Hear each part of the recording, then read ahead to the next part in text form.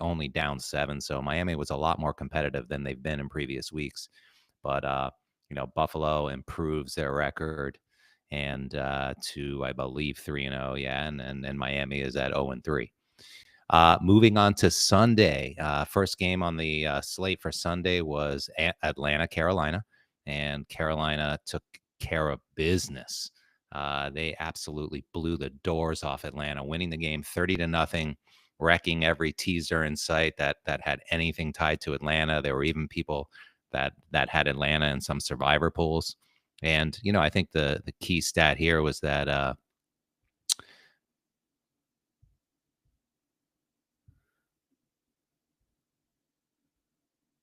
Michael Penix, 2 interceptions. So 18 for 36 for 172 yards, but 2 really costly picks.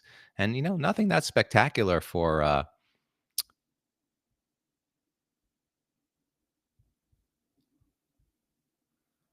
Bryce Young, 16 for 24, no TDs, no interceptions. That's key. He got sacked once, but I mean, really just took care of the ball. There was nothing spectacular for the stats. Chuba Hubbard had 73 yards, McMillan only 48, and both of them led the team. So again, nothing spectacular, just a really good team effort. So good for those guys getting off the schneid. Exciting game in Cleveland, talking about survivor knockoffs. The Cleveland Browns won the game as a 7.5-point favorite. So all the Green Bay teasers, minus a half or -1, did not get there. It was an unbelievable defensive game for the Browns. They basically really buckled down, and Jordan Love threw a key interception late in the fourth quarter as they were driving. The Browns also got a blocked field goal attempt right before that. Didn't get the scoop and score, but got the ball all the way down there. And Keyshawn Junkins, great game. He almost got 100 yards, but I think it just gave them the kind of effort that they needed if they're going to be a running team, which I know Kevin Stefanski really wants them to be. Judkins seems to be the man. So great job by the Browns. For those of you who had Green Bay in your survivor pools, sorry about that. And Jordan Love, not a great game, but I really give a lot of credit to the Cleveland Browns defense in this one. They were unbelievable. Houston, Jacksonville. This was frustrating. This was one of our top 5 picks. Houston was in a great position to win this game. The score was 10-10. They were driving. There was under 3 minutes. They were methodically moving the ball down the field, and they had like a 3rd and 6. And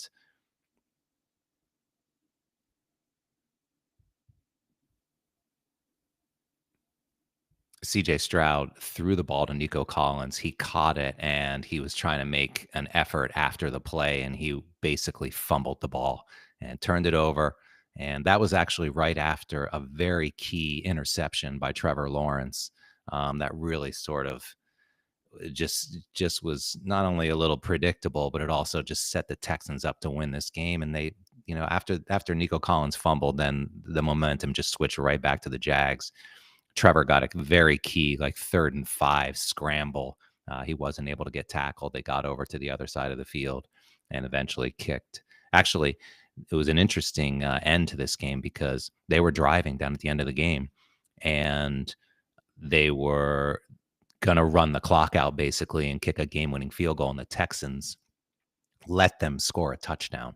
And the Jags, I don't know who ran it in. I'm pretty sure it was ATN, but he wasn't aware of what they were doing, and he scored a touchdown. And then there was a minute 30 left, and unfortunately, the game ended with an interception. I think the ball was tipped, but another really tough day for CJ Stroud and the Texans offense. And I was really going with the data and the trends that said that Houston would win this game, but they didn't. And they go to 0-3, and the Jags go to 2-1.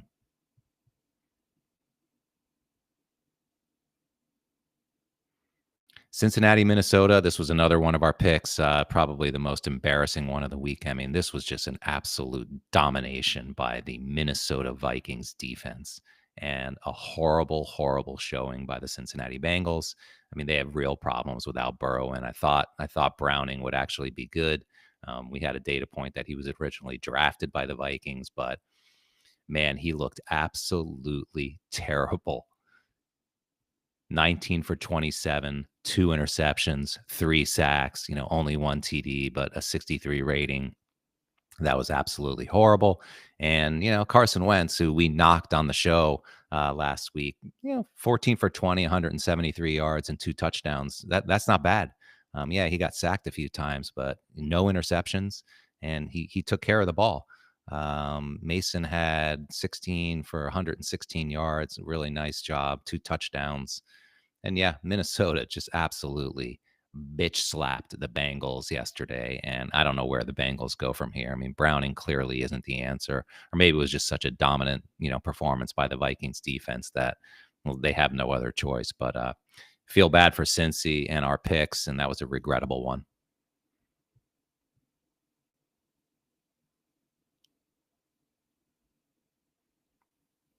Pittsburgh, New England, 21-14 final. New England got there in the teasers. Pittsburgh obviously got there. I think this actually stayed under the total points. I think it was 42 and a half.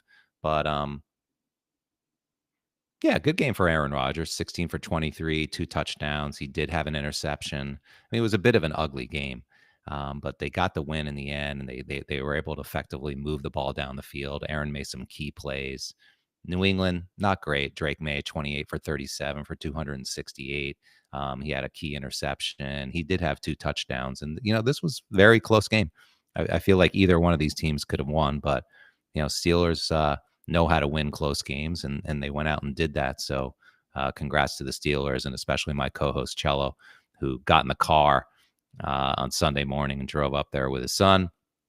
And so it was good to get up there with our buddy Mike Ford and get into the stadium and see his team get the win.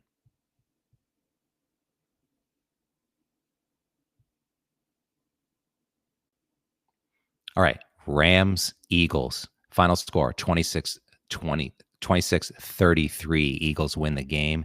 They should have won the game 26-27 because the Rams were driving at the end of the game to kick, and the Rams really were ahead the entire game.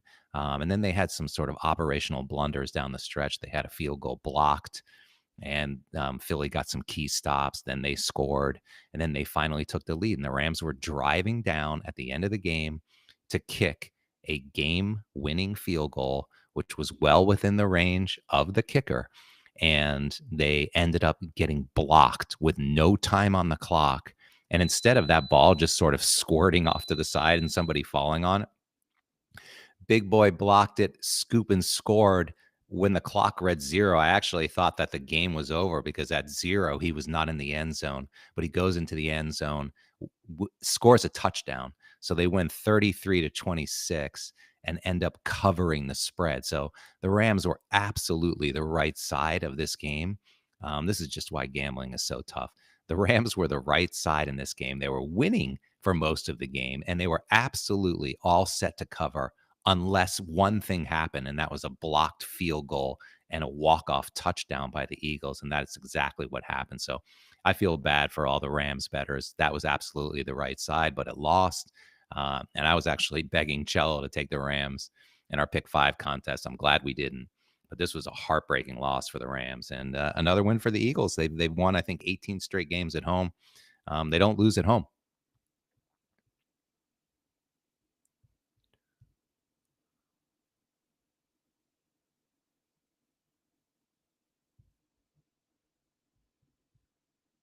Jets, Tampa. This was another crazy finish. Tampa had the game pretty much the entire time. I mean, they were really laying it to the Jets, no problem whatsoever. And then suddenly, late in the fourth quarter, the Jets get an interception, return for a touchdown, and then they're only down by 6, and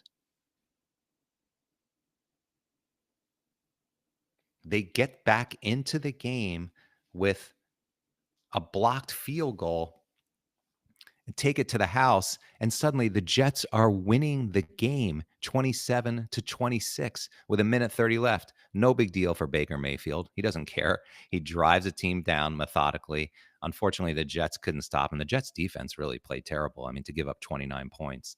But either way, Baker drives the team down the field. Ibuka had an unbelievable game once again. He had an amazing one-handed catch, was really pretty much the catch of the week in the NFL. And they drive down and, kick a field goal that was, well within the range of the kicker. It wasn't even like it was a big deal. It was just another last minute win, last minute drive for the Tampa Bay Bucks. They improve to 3-0. They get there for people in Survivor, and the Jets go to 0-3.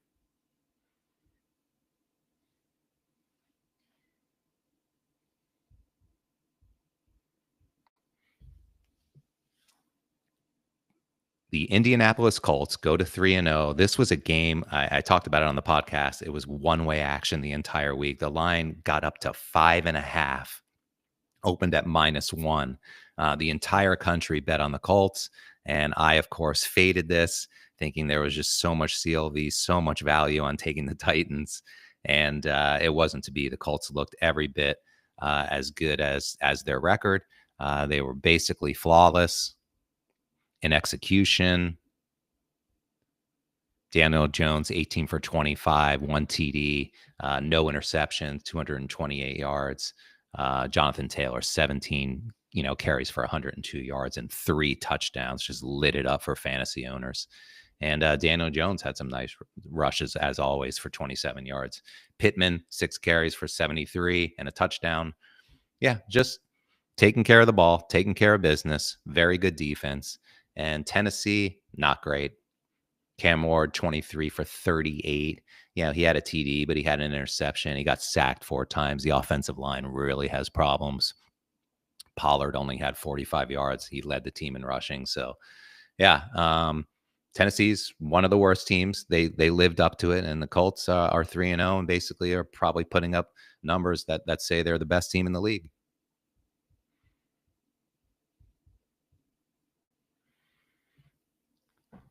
The Las Vegas Raiders, the Widowmaker, short week, traveling to the East Coast to play at 1 o'clock. I was trying so hard to get Cello to get this into our top 5, but he was terrified. Of Marcus Mariota because he's a backup quarterback. But meanwhile, Marcus, 15 for 21, 207 yards. He had a touchdown. He got sacked once, but the Raiders, not a great game. Smith, 19 for 29, 289. He did have 3 touchdowns, but man, it was really a story about the Washington Commanders. McNichols, 4 for 78, a touchdown. Mariota rushed one in. Krosky Merritt had a touchdown. So 3 TDs. Terry McLaurin, 3 for 74. He did great. McCaffrey, he had a touchdown.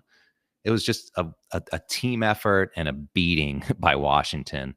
And I got to say, the Widowmaker is real. And they looked like they didn't have the energy to compete in this game, especially in the second half. So Washington got there for Survivor players, and they improve to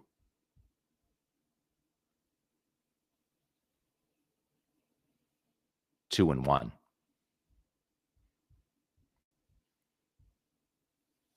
Denver, LA Chargers, great game. This really came right down to the end. There was a spectacular play by Herbert. He ended up finding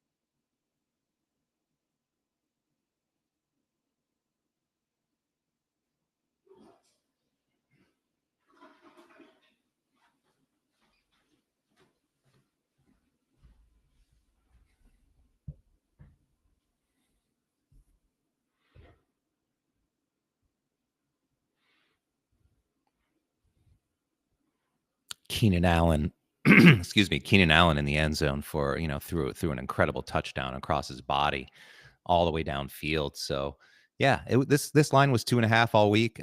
Denver teasers got there.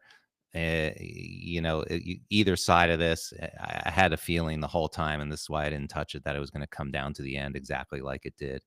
Great effort, great game to watch. Denver really looked good. Bo Nix, 14 for 25 for 153 and a touchdown.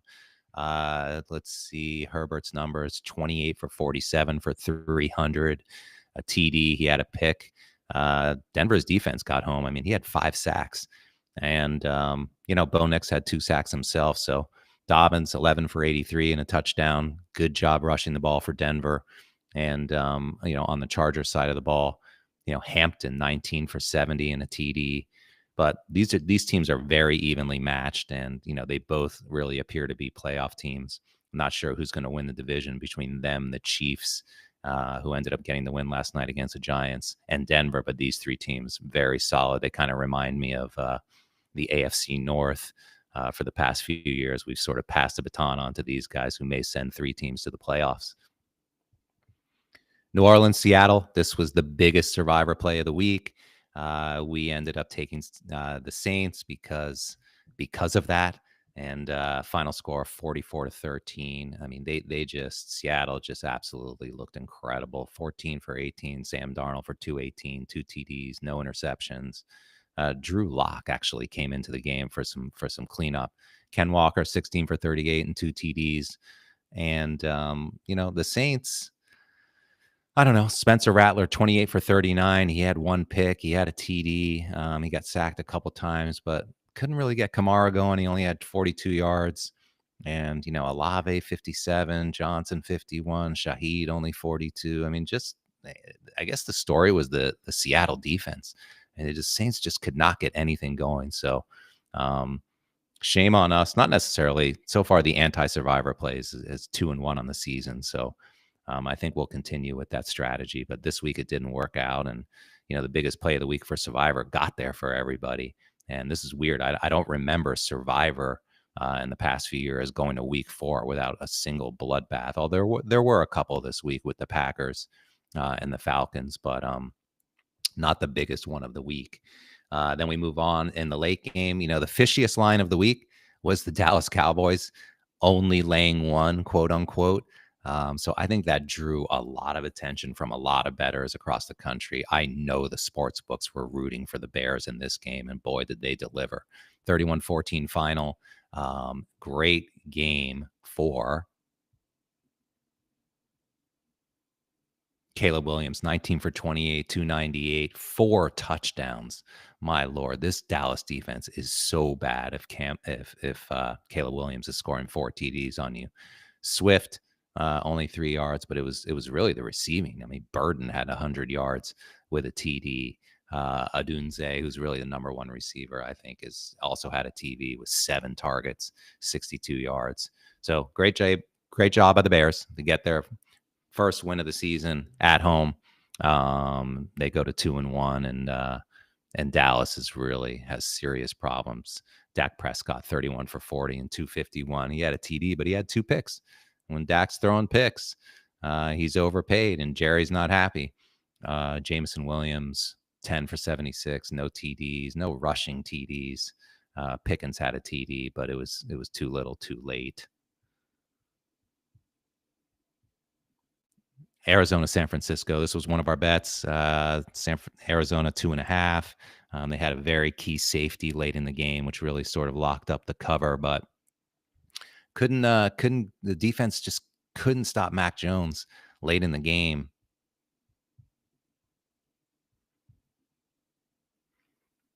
Mac had a good game, 27 for 41, 284. He had a touchdown. He did throw a pick, and he got sacked once, but McCaffrey, 17 for 52. They had a very efficient game, and they played well when it mattered most. Juszczyk got in for a TD. But there was a lot of field goals in this game. I mean, my Lord, it was just like field goal city, 3-3, 6-3, 9-6. Like it was crazy. Kyler Murray, 22 for 35 and 159. He got in for a TD. They did enough to to win the game, I thought. Had some very key third down conversions. They played well. And as we said in the newsletter, Arizona as a dog is a great play. As a favorite, not so much. And that really came through this week. McCaffrey had a good game also. Final game of the week, the Chiefs playing the Giants. This was a field goal fest early, and the referees really helped the Giants stay in this game at the end of the first half. There was a very touchy call on roughing the quarterback on Russ Wilson by the Chiefs, which gave the Giants a first down. They ended up scoring a touchdown. I think that was their only one of the night. Or maybe they just got down lower and got enough, to get into the field. Oh, actually, they did score a touchdown. They missed the extra point. So it was 6-6 at halftime. And then the Chiefs defense really buckled down in the second half. And, they never scored again. And Russell just looked awful in the fourth quarter. Mahomes, 22 of 37 for 224 and a TD. Pacheco, 45 yards. Kareem Hunt got in the end zone. Thornton got in the end zone. Juju Smith-Schuster actually had a good game. He had some key catches, 4 for 55. The Giants, Russell Wilson, 18 for 32 and 160. 2 interceptions, no TDs. The whole broadcast, everybody was waiting for Jackson Dart to come into the game. It never happened. Scatterbo, good game. Tracy actually got hurt. He hurt his arm on a tackle, and so Scatterbo was basically getting all the carries. Good thing I traded him in my fantasy team. But yeah, 10 for 60 and a TD, average of 6 yards. But he's a really feisty runner. I don't know if he can ever have like a breakout game. I think he's still, more effective as sort of a short yardage need for a team who can absolutely get you 2, 3, 4, or 5 yards. But I don't think he's ever going to really bust one. And yeah, he's good out of the backfield. Also, he got 8 targets coming out of the backfield. But this was all about the Chiefs when it mattered most. And it was good to see, one of our top 5 picks get there. We ended up going 2 and 3 on the week, unfortunately, because I really feel like that Nico Collins fumbling really cost us the 3 and 2. Cincinnati was an awful pick. And, the anti survivor pick in the New Orleans Saints just backfired this week, but we'll come back with it again next week. Good action at the site. We're coming down to the end of September. We got a great game tonight between Baltimore and Detroit. Nothing's changed there. I think the line's still 5.5. So thanks for tuning in, everybody. It was a great weekend. There was a lot of drama. The end of the Jet game was insane. The end of the Eagle-Ram game was insane. It was just the end of the Cleveland game was incredible for a Browns fan like me. And just all reminders of how difficult gambling is and how great wannamakabet.com is, because you're not really risking any real money. You're just risking your points, and you're playing in a league with your friends, and you're having a great time. So however you ended up this weekend with the man and in fantasy at wannamakabet.com or in your contest, hope you had fun, and looking forward to a preview show coming up on a Wednesday with my co-host Cello. And no look ahead lines right now, but maybe we'll do that. We'll start mixing that into the podcast for next week's Monday morning quarterback. Take care, everybody.